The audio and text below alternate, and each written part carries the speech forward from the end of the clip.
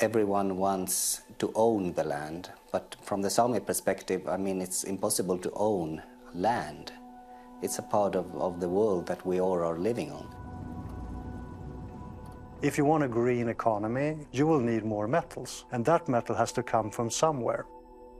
The reindeer is the backbone of Sami culture. We know how much a mine affects a reindeer herding community. They need this iron or the copper or whatever it is, so we have to move.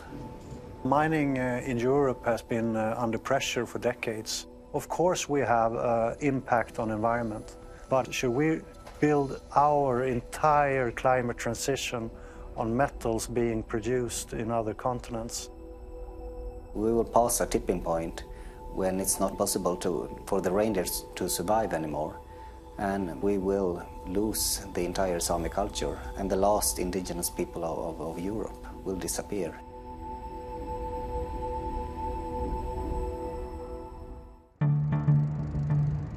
This is Europe's largest copper mine located in northern Sweden. Copper, along with 33 other raw materials, is considered critical for Europe's economy, which is why in the next 5 years, governments across the bloc will be pushing for projects like this one on European soil. I've come here to see what this means for the mining industry, for local communities, and for Europe's future. This is spring in north of Sweden for you. We produce around 45 million tons each year of ore, which being transported further down south in Sweden in order to be refined and sent to customers. Humans have been mining copper for thousands of years, but the energy and digital transitions have sparked an unprecedented interest for this metal, renowned for its remarkable conductivity of electricity. In Sweden, several projects are underway to tackle an anticipated 40% increase in global demand by 2040. The middle class continues to expand, and again, they demand copper. That's why copper is called Dr. Copper. It follows the growth of GDP in the world. Everything is being electrified, and everything will need copper. So we will demand more copper going forward.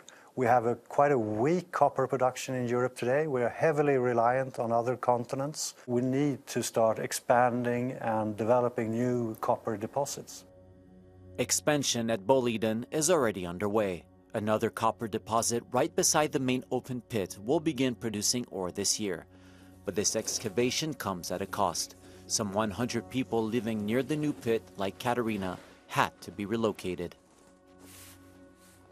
Det har varit Davids kamp mot Goliat, att vi små fastighetsägare ska liksom försöka hävda oss mot det här stora bolaget som har alla resurser. Man vet att de har hur mycket pengar som helst, och ändå känner man att de i början försöker komma med skambud. After 6 years of tense discussions, Katarina finally struck a deal with Boliden and moved to a new home 30 kilometers away from the one that had belonged to her family for 5 generations. Rent materiellt sett så har vi fått en jättestor standardökning. Vi har ett nyare hus, vi har ett större hus, så det är jag glad för. Men jag säger fortfarande att vi är fortfarande förlorarna, för vi har tappat alla min sociala kontext. It was a nice place. I am announcing a European Critical Raw Materials Act. The story of Katarina and Boliden highlights the hurdles facing Europe's Critical Raw Materials Act, adopted by the European Parliament in late 2023. Copper, lithium, cobalt, and all 34 metals and minerals are now considered vital for electric batteries, renewable energy systems, and modern weapons. The goal is to meet their explosive demand by diversifying imports, increasing EU-made processing and recycling, and accelerating mining permits in Europe. By 2030, the EU aims to mine at least 10% of its annual consumption of raw materials, up from about 3% currently. For this Brussels-based researcher, this reflects a new political reality. This is very ambitious, and it might be challenging to achieve this in practice, especially given that most of the studies, most available studies, they cite 10 to 15 years as the amount of time required to basically start the operation of a new mine. I think that the war in Ukraine shaked things here in Brussels, and we realized that basically depending on any country or a region for our raw material supplies, it could entail risks for Europe in the future. Every shape on this map represents a deposit of critical raw materials, and new geological studies could reveal even more. But for each new mine, local resistance is likely to arise. I think it's very possible that we will see some local opposition when it comes to opening a new mine. The environmental impacts of mining depend very much on the local environment, whether, for example, there are abundant water resources, whether the mine is closer to a forest or to an area with high biodiversity. So there are impacts, we know this, but at the same time, our consumption patterns haven't changed. In fact, if you look into demand for raw materials, it has even increased in recent years. So there is, let's say, a trade-off here. Back in northern Sweden, I meet with Niela Inga, a member of the Sami, the EU's only indigenous people. Their traditional land, spanning 4 countries, has been gradually fragmented by a combination of mining, logging, cities, and transport networks. For reindeer herders like Niela, this industrial development threatens not only their livelihoods, but also the entire Sami culture.